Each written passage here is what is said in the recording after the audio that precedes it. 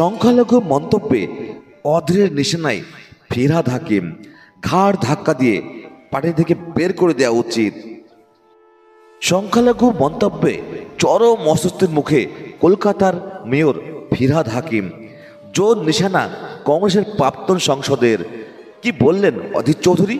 সাম্প্রদায়িক বিভাজনে যে রাজনীতির, সেই রাজনীতির প্রবক্তার একজনের নাম হচ্ছে হাকিম সাহেব। সমস্ত জিন্নার বংশধর। মোহাম্মদ আলী জিন্না নিজে পাকিস্তানে গেছেন, তিনি স্বর্গ মারাও গেছেন, তার বংশধরদের ছেড়ে গেছেন। সেই জিন্নার বংশধরের একজন হচ্ছে উজ্জ্বলতম নক্ষত্রের নাম হাকিম সাহেব। এগুলোকে পার্টি থেকে ঘাড় ধাক্কা দিয়ে এখনই বার করে দেওয়া উচিত, একদম ঘাড় ধাক্কা দিয়ে। সংখ্যালঘু মন্তব্যে অধীরের নিশানায় ফিরহাদ, ঘাড় ধাক্কা দিয়ে পার্টি থেকে বের করে দেওয়া উচিত। ঘাড় ধাক্কা দিয়ে বার করে দেওয়া উচিত। সংখ্যালঘু মন্তব্যের জন্য দলের অন্দরে চরম অস্বস্তির মুখে পড়েছেন কলকাতার মেয়র ফিরহাদ হাকিম। বাংলাদেশে হিন্দুদের ওপর অত্যাচারের একের পর এক অভিযোগ যখন সামনে এসেই চলেছে, তখন শোরগোল ফেলে দিয়েছে রাজ্যের পুরমন্ত্রী ও কলকাতার মেয়র ফিরহাদ হাকিমের এই মন্তব্যে।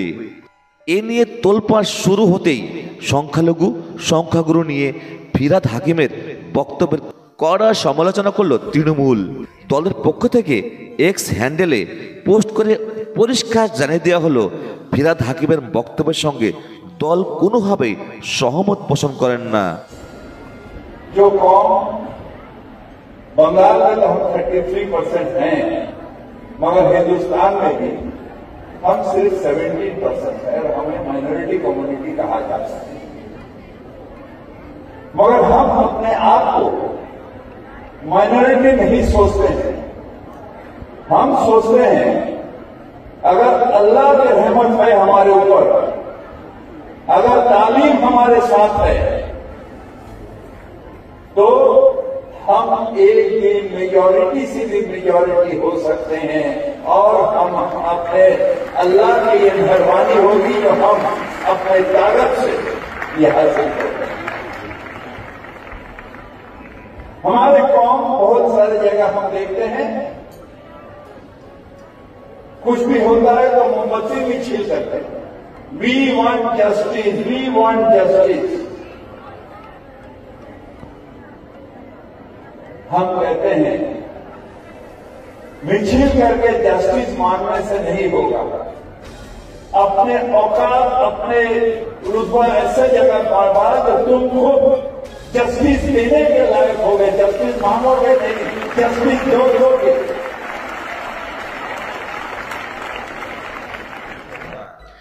জোরালোভাবে এই মন্তব্যের প্রতিবাদ করে এবার প্রতিক্রিয়া দিলেন কংগ্রেসের প্রাক্তন সাংসদ শ্রী অধীর চৌধুরী। ঘাড় ধাক্কা দিয়ে বার করে দেওয়া উচিত। কংগ্রেসের প্রাক্তন সাংসদ শ্রী অধীর চৌধুরী বলেন, জিন্নার বংশধরের একজন হচ্ছে উজ্জ্বলতর নক্ষত্রের নাম হাকিম সাহেব। এগুলোকে পার্টি থেকে ঘাড় ধাক্কা দিয়ে এখনই বের করে দেওয়া উচিত, একদম ঘাড় ধাক্কা দিয়ে। এই সমস্ত জিয়ার বংশধররা এই বাংলায় মুখ্যমন্ত্রী মমতা বন্দ্যোপাধ্যায়ের পৃষ্ঠপোষকতায় লালিত হচ্ছে, পালিত হচ্ছে। ঘাড় ধাক্কা দিয়ে তাকে পার্টি থেকে বের করে দেওয়া উচিত। মূলত পুর ও নগর উন্নয়ন মন্ত্রী ও তৃণমূল বিধায়ক ফিরহাদ হাকিম বলেছিলেন, আমি এমন একটি সম্প্রদায়ে থাকি যে সম্প্রদায় বাংলাতে মোট 33%, কিন্তু হিন্দুস্তানে মাত্র 17%। আমাদের সংখ্যালঘু বলা হয়, আমি নিজেকে সংখ্যালঘু ভাবি না। আমি মনে করি যদি আল্লাহর আমাদের উপর করুণা হয় তাহলে আমরা একদিন সংখ্যাগুরু হতে পারবো। আল্লাহ সহায় হলে আমরা এটা করেই ছাড়বো।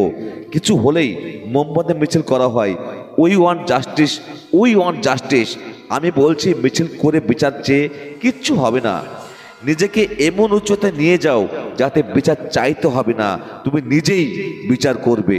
এমনিতেই তৃণমূলের বিরুদ্ধে তোষণের রাজনীতি করার অভিযোগ তুলে গোড়া থেকেই সরব বিজেপি।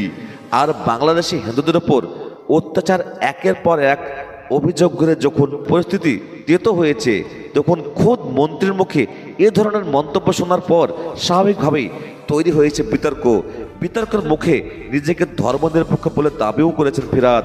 কলকাতার মেয়র ও পৌরমন্ত্রী ফিরহাদ হাকিম বলেন, আমি একজন ভারতীয় এবং একজন ভারতীয় হিসাবেই আমার মৃত্যু হবে।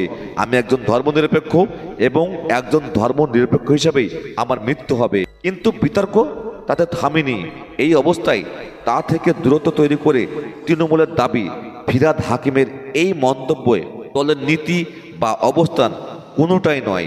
শান্তি, একতা, সাম্প্রদায়িক সম্প্রীতি রক্ষার পক্ষে তৃণমূলের অবস্থান অটুট।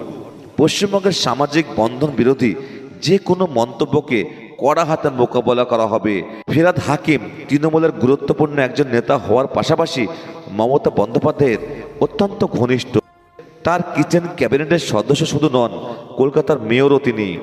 তৃণমূলের শৃঙ্খলা রক্ষা কমিটির অন্যতম সদস্যও হচ্ছেন ফিরহাদ হাকিম। এই অবস্থায় তার মন্তব্য ঘিরে বিতর্ক তৈরি হয়। স্বভাবতই অস্বস্তিতে পড়েছে তৃণমূল। এদিন কলকাতা পৌরসভার সামনে মেয়র পদ থেকে ফিরহাদ হাকিমের অপসারণ চেয়ে বিক্ষোভ দেখায় বাংলা পক্ষ। সব মিলিয়ে ফিরহাদ হাকিমকে নিয়ে যে বিতর্ক তৈরি হয়েছে তা এখনই মিটার নয়। ARC 24 news. পশ্চিমবঙ্গের তৃণমূল পার্টির সাম্প্রদায়িক বিভাজনে যে রাজনীতির, সেই রাজনীতির প্রবক্তার একজন নাম হচ্ছে হাকিম সাহেব।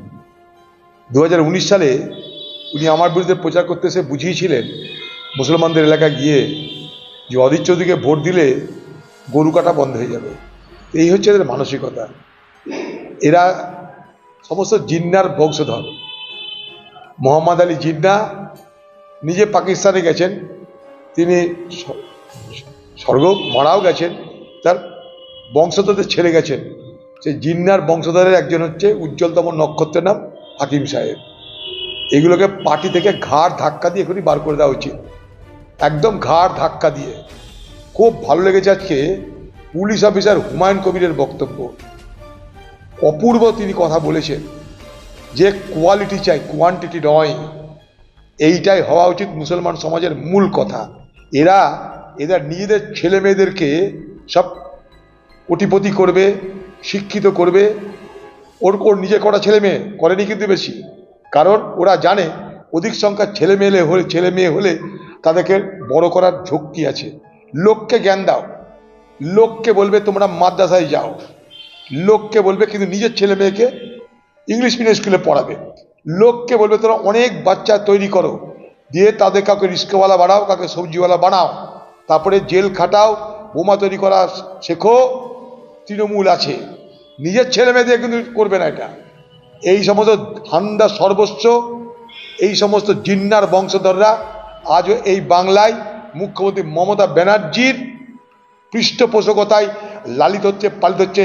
ঘাড় ধাক্কা দিয়ে তাকে পার্টি থেকে বার করে দেওয়া উচিত, ঘাড় ধাক্কা দিয়ে বার করে দেওয়া থাকা উচিত। মৌলবাদীদের ভাষণ দিচ্ছে আজকে তারা।